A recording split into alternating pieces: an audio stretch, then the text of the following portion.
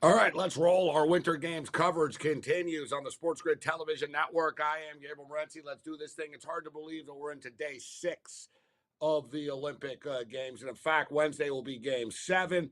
You know what? Yeah, the opening ceremony on Friday, but some events started before that with the mixed curling doubles that we'll get to momentarily. But man, time flies, right? We're basically a week in to this right now. That another eventful day today. And the story of the day today has to be the U.S. women's hockey team's dominance over the big bad bullies of women's hockey, which have been Team Canada over the years. They have played for Olympic gold in women's hockey 7 times in the past. Canada has won 5 of them, including the defending gold medal champions. But we broke it down last night, and we pretty much put it on the table for you all that Team Canada are an experienced team of women in their mid-30s. Meanwhile, Team USA have 7 players playing. They have 12 new players, but they have 7 NCAA players. So they've got 7 players that are like college hockey players that are young. They're just sort of flying around. And the mix between the U.S. Veterans that they have, the Hillary Knights of the world, and now you bring in the Abby Murphys of the world, and what you have is an ass kicking. 5-0. First time ever in the Canadian women's hockey program's history that they'd ever been shut out in an Olympic game before.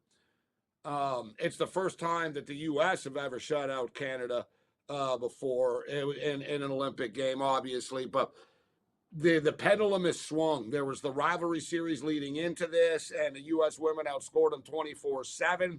Some people thought, well, you know what, that's not for real. Let's see what happens in the Olympics. But they've actually beaten them 7 straight times now, right? The U.S. women have beaten Team Canada 7 straight times. And you want to talk about line movement last night and for the last couple of weeks, but specifically last night we went over it. The USA were minus 143 last night to win the game, and they were minus 143 to win the medal. Remember last night, if you were with us, and if you weren't, we're going to be doing a winter game coverage throughout the games, weeknights at 10:30 Eastern time. So talked about how the game 1 price was the same as the gold medal price. And I brought up how Team Canada's woman's best player, Marie-Philippe Poulin, got injured, and she's out. Now, I didn't think there was going to be that massive line movement because one player was out. I didn't really think that many people bet women's hockey enough to move the number. But evidently they did, because USA closed today at like minus 240. All right, in this game, they rolled. They easily won. You could have laid the puck line and covered the number, but depending on your book right now, USA are as high as minus 300 at some spots to win the gold medal in women's hockey now. I'm seeing it as low as minus 225. I think they're going to. We told you that they were. So that was one of the big stories of the day today. The other big story of the day on the ice today was the U.S. mixed curling doubles team that was looking for their first ever gold medal in this competition. And it was a hell of a run by Dropkin and Thies by the duo, knocking off Italy, who were like 22-0, and the defending gold medal champions. Was epic yesterday. And for the record, Italy did get it done in the bronze medal match that we gave you last night. So the Olympic picks have been fire for the most part. We've been lighting it up. But the Swedes get it done. You want a wholesome story, and we have some not so wholesome stories coming up here. But you want a wholesome story? Like, imagine being the parents. The mixed curling doubles team that won the gold medal from Sweden, their brother and sister. Like, like seriously, if that's not like a story in Sweden, Swedish Netflix coming up 30 for 30, like the brother and sister actually won the gold medal. And I've said it before, listen, I don't pretend to be some sort of curling expert or anything like that. Right, I find it generally to be pretty boring, but in the Olympics, it's the Olympics, so it's got a little edge to it, But curling the Olympics, there's something different about it. Like, it's just quicker, and it's really fun. But something I've learned, and I've watched all these matches because I had money on them all, and we've been giving you picks for them all, is they're all super close. And it sounds like be careful, like if you're texting someone or you're calling your bookie or something like that, because it sounds like you're buying rocks. You're like, yeah, I'll lay 2 rocks in this game. We talked about it, right? It's not a ball, it's a rock. So it's like the points, it's like a couple of rocks, couple of stones. You use stones as well. But they're always like, dude, 8-7, 7-6, whatever, man. It always comes down to the last shot, too. They're all so good. It's like the best curlers in the world, right? It's the best curlers in the world. And speaking of which, as long as we're on the curling right now, the men's curling is set to begin now. All right, the men's curling is set to begin. And Great Britain are the favorites coming into this thing. Yet something I just learned with Italy being, the favorites and 22-0 coming into this thing. They won the bronze medal. They didn't win. These games are also freaking close. I'm not laying plus 100. I was thinking, you know what? I'm going to take Great Britain. They got this dude that's a megastar and stuff. Well, whatever, dude. They're all good. And it all comes down to one shot. And we'll give you our best bet later, but Great Britain are the favorite and not worth it at plus 100. Canada are freaking good. Like, Canada's men's curling team is really good. So I can't lay plus 100. Canada's the second choice at like plus 175, plus 200, depending on your book in that range. Thing is with Canada, curling's popular and all that, but Canada have not won a gold medal in curling since 2014. All right, that's in men's or women's. They haven't won a major curling championship, like a world championship, since like 2017. The Canadian curlers are chokers. Like, they dominate, they win like world championships during the seasons and stuff, but for whatever reason, every 4 years in the Olympics, they get upset along the way somehow. But they're aware of this, so like it's on their mind and all that. But there's no value at Canada there either, just to throw it out there. So, wild day. Like, every day, I love the Olympic stories. Like, a girl won that was a speed skater today.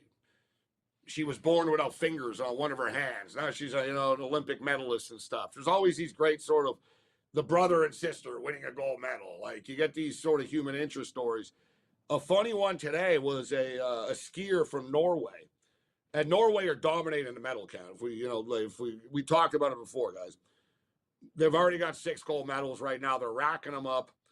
And Italy is having a nice medal count. Italy's got 7 bronze medals already. So, thing is, host countries always put a lot of money into this, right? Because they want to do well. They're hosting the games and stuff. So, Italy, I know they wanted the mixed curling double championship. They didn't get it. They got the bronze. But Italy's having a nice run. But a skier on Norway, he won a bronze medal today. And he started off, he was doing the interview, and skiing is like the big sport in Norway. So he's like a big star, this guy. And he starts off, thanks to all the fans out there, and thanks to all the support and our sponsors and my family for having my back. And he goes through the spiel and stuff, and he looks into the camera and he goes, I know that a lot of you are fans of mine.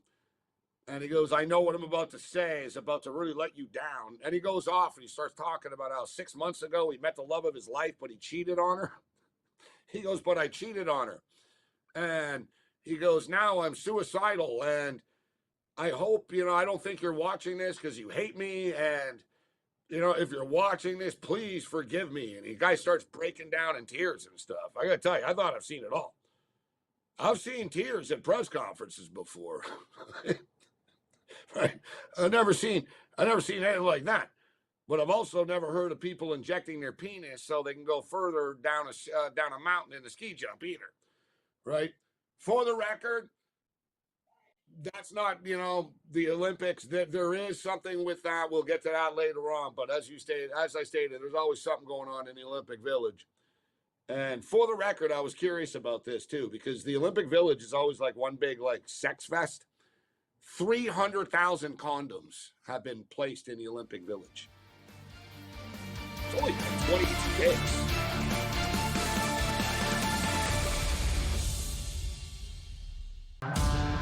How about selling it to a minority ownership group that could show the NFL is moving in the right direction? Hey, it's one thing to talk about black coaches in the National Football League. It's one thing to talk about black general managers. It's another thing to start talking about a minority owner owning the football team. Outspoken with Dan Cilio, only on SportsGrid. They actually play Miami and nobody else. Bum after bum after bum. Now, the key ingredient to this clause, though, Joe, college football undefeated season. Ooh, no, wait, Donnie. You go undefeated in the regular season, you got to win like 4 games to win that championship. No, you don't. It's regular season. Notre Dame, the kings of duck, and saying, hey, we're going to play the easiest schedule ever. They got it. The Early Line, only on SportsGrid. The money line keeps climbing, though, if you'll notice. Yes. The point spread hasn't moved. It's been locked in at 4.5. The money line, though, keeps creeping up, man. It was 210, and it's funny because normally you figure the number would be correlated, right? It's like, all right, the money line, the point spread's this, that means the money line is that, which tells us there's a lot of money line plays coming in on Seattle. In-game live, only on SportsGrid. He completed a pool bank shot at just 2 years and 302 days. His achievements make him one of the youngest double record holders ever. So let me summarize this for you without reading. He's 2 years old, and he's really good at pool. I mean, that is crazy. 2 years old! How is he doing this? I have no idea. So I guess we got to start training our youngsters to play pool. Okay, fair enough. Newswire, only on SportsGrid.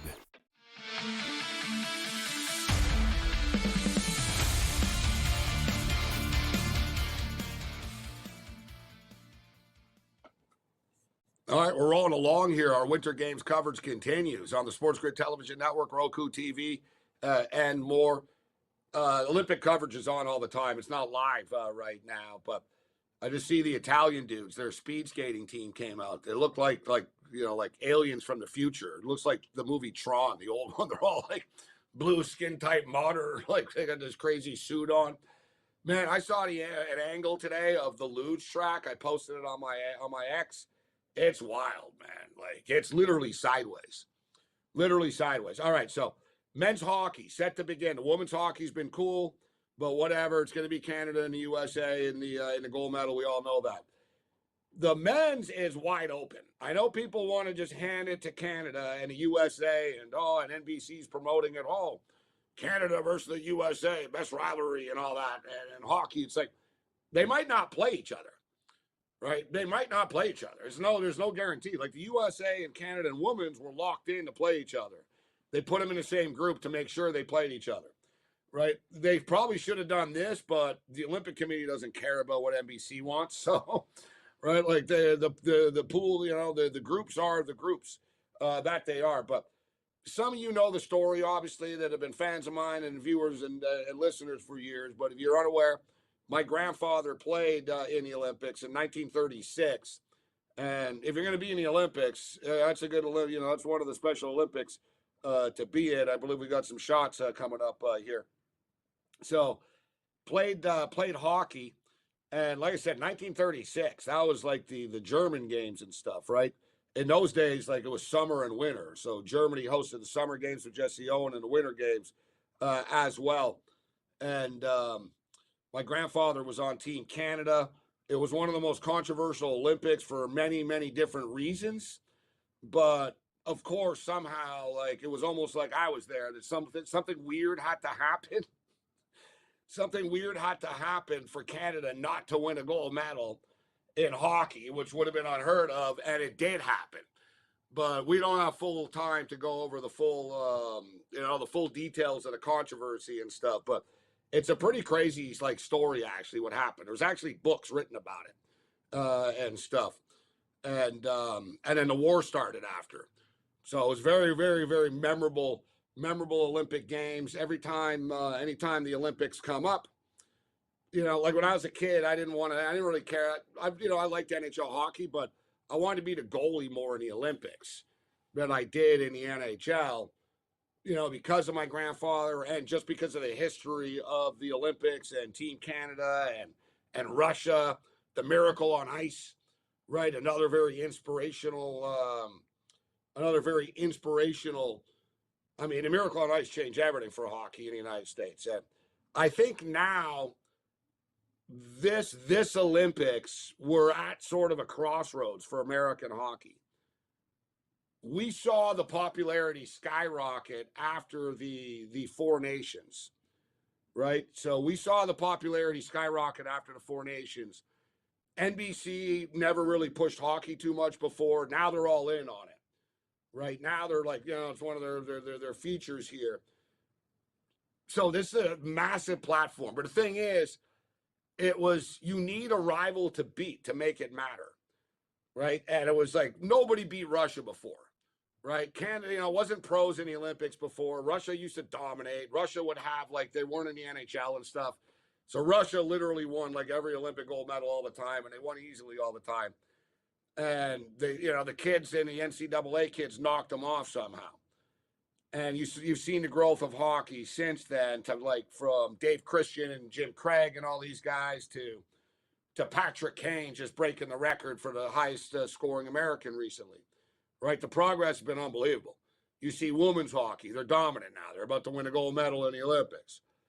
But the U.S. team can't get over the top. They can't beat Canada. And he's in an important game. They can't get over the top and beat Canada. If they did, if the USA won a gold medal in hockey, the popularity of hockey would skyrocket.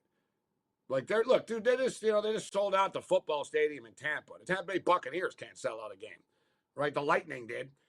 Right, hockey is booming. Whether people, a lot of people don't want to admit that hockey is popular in the South and stuff, but give Batman credit. It's worked in most of the places besides Phoenix and Atlanta. But for any reason, going back to Atlanta, if the USA won this time around, it would take a USA hockey and players and rinks and kids and the inspiration to a next level.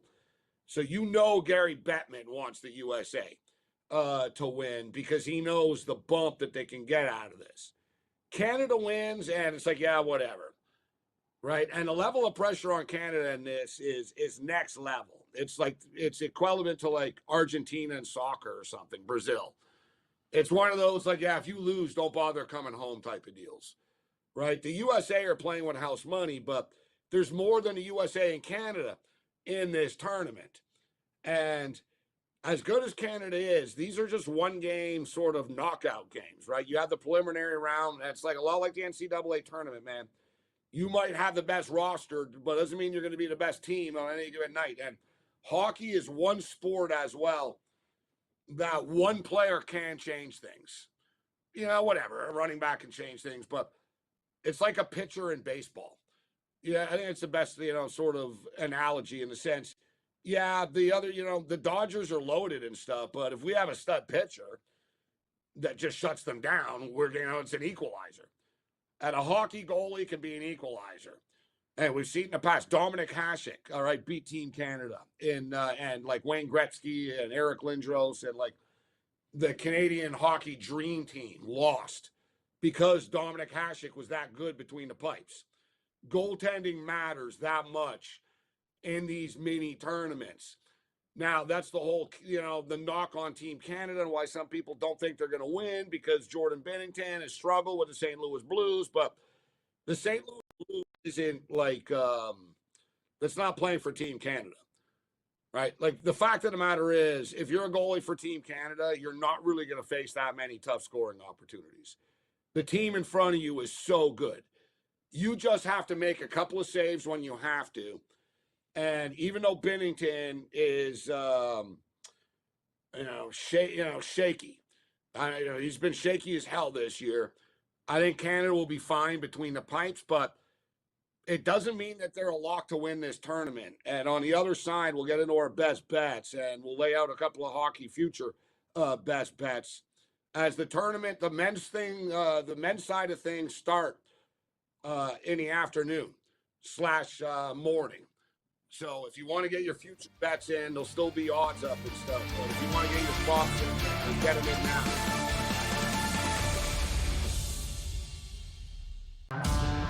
How about selling it to a minority ownership group that could show the NFL is moving in the right direction? Hey, it's one thing to talk about black coaches in the National Football League. It's one thing to talk about black general managers.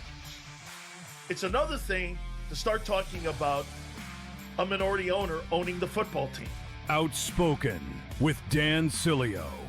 only on SportsGrid. They actually play Miami and nobody else. Bum after bum after bum. Now, the key ingredient to this clause, though, Joe, college football undefeated season. Oh, no, wait, Donnie. You go undefeated in the regular season, you got to win like 4 games to win that championship. No, you don't. It's regular season. Notre Dame, the kings of duck, and saying, hey, we're going to play the easiest schedule ever. They got it. The Early Line, only on SportsGrid. The money line keeps climbing, though, if you'll notice. Yes. The point spread hasn't moved. It's been locked in at 4.5.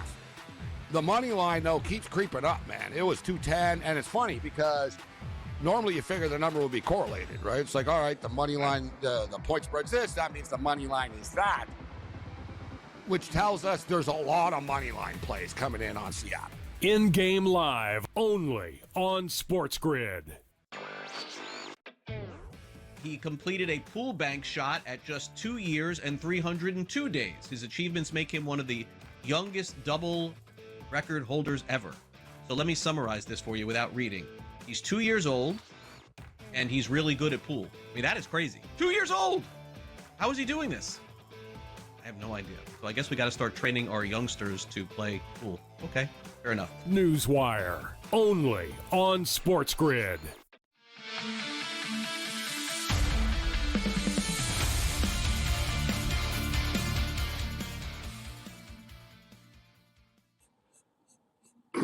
All right, we're to the final round here. We'll get to some best bets. So as I stated earlier, there's actually books written about this stuff, and in fact, I've got one right here, the complete history of the hockey handbook of the Olympics and stuff like that. But the 1936 story is crazy. Basically, Canada lost the gold medal without playing in the gold medal game. They took the round robin result, and basically it was like rigged. It was rigged, and you can't make it up. Hitler was at the game. Like, it was like my grandfather, Jim Haggerty. He's on the top right second there. We got a solo shot of him too. You see, I'm a dead ringer for him, as you can tell.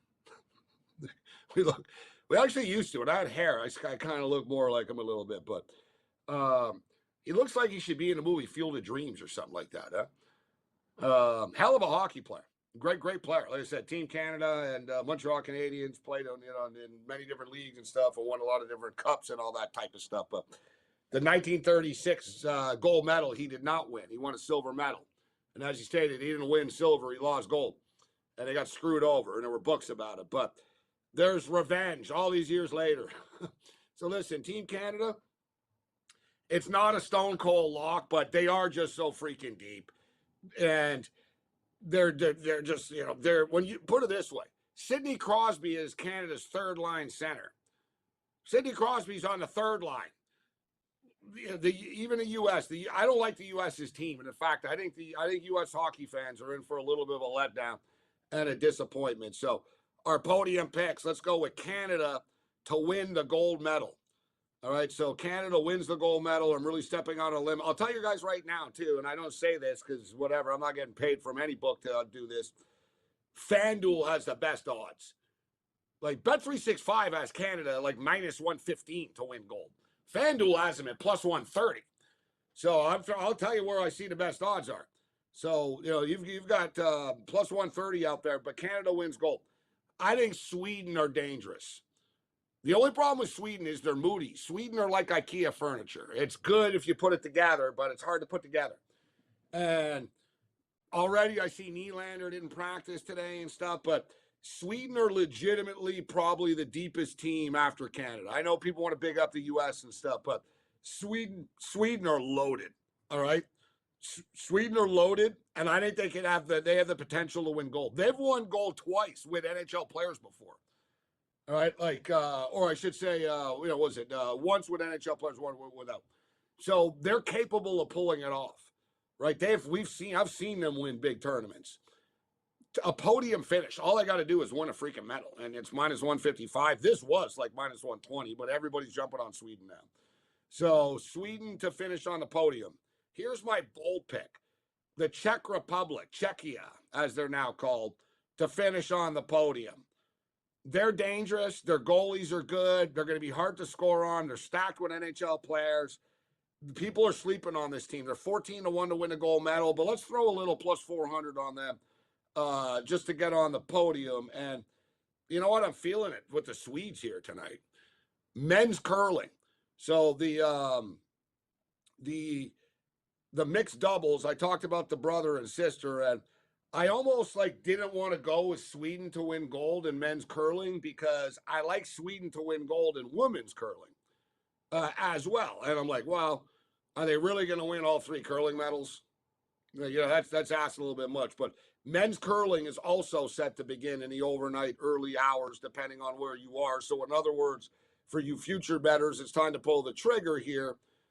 Sweden are being slept on here, and you're getting plus 1,400. And I tell you what, we just hit A.J. Barner at plus 1,400, so I'm feeling the vibe here with the first touchdown in the Super Bowl. Sweden to win gold. Defending gold medal champions. I saw that the dude, the Sweden, did really well in the last 2-3 years in every big international tournament.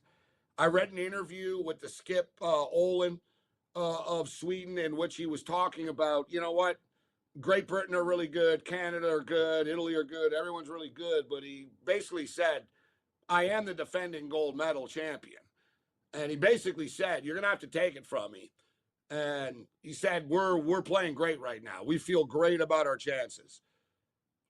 The guy's won 7 of the last 8 Grand Slam events. Him he's the captain of the team, but that's the way it works in curling. So he's, they skip as it's called. So give me Sweden, man. Give me Sweden to win the men's gold. And I'm telling you what, just even if you're thinking I don't like curling and stuff, it's cool. And it's formatted like baseball, basically.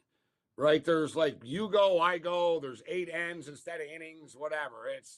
It's easy to figure out once you start watching it, and you'll start to get into it. It's just one of those wow. You'll be like, I can't believe I just watched curling for 3 hours. But give me Sweden to win gold. All right, thanks to our crew. We're really going to get hockey tomorrow night. Let's roll. How about selling it to a minority ownership group that could show the NFL is moving in the right direction? Hey, it's one thing to talk about black coaches in the National Football League. It's one thing to talk about black general managers. It's another thing to start talking about. He completed a pool bank shot at just 2 years and 302 days. His achievements make him one of the youngest double record holders ever. So let me summarize this for you without reading. He's 2 years old, and he's really good at pool. I mean, that is crazy. 2 years old! How is he doing this? I have no idea. So I guess we got to start training our youngsters to play pool. Okay, fair enough. Newswire, only on SportsGrid. How about selling it to a minority ownership group that could show the NFL is moving in the right direction? Hey, it's one thing to talk about black coaches in the National Football League. It's one thing to talk about black general managers. It's another thing to start talking about a minority owner owning the football team. Outspoken with Dan Cilio, only on SportsGrid. Gosh, I really do like the storylines with these open field events. I want us to expand these signature events to bigger fields because I really do like the Joel Damon story, the Andrew Putnam story. It's part of the PGA Tour and what makes it so good. So I don't know where they're going to eventually end up on all of this. The Smiley Show, only on SportsGrid. They cheated. No, they're not saying Right? that. Well, they're not, but they're not really giving a reason on Kraft. The only two of the voters I've seen, maybe it's more, came out and said why they didn't vote for him. And they said, I'm limited to 3 votes. Yeah. And I will always pick a player over a coach or an owner. Right. By the way, I appreciate that. Yeah. Because that's the guy saying, I'm not afraid of you knowing who I picked. I'm going to tell you why I picked him. The Craig Carton Show, only on SportsGrid.